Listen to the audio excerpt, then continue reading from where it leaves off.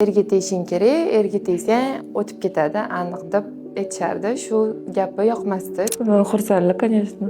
Bolalarim va "Mamichka, у тебя лицо проходит" va bolalarim ham bechorani ugri degan narsadan qo'rqib qolgan bor-u, men o'zimni ko'rib sal nima deb chaqib qo'ysam, "У нас не угри" deydi. Я говорю, "Voy, hali kichkina sal qanaqa ugri desam, точно у нас unaqa emasmi?" deb qo'yishadi. "Нет, конечно." Я говорю, "Xudo xohlasa подросток bo'lsalaring, to'g'ri mana shu yopganaman." Doktor Nasirovaga ming rahmat.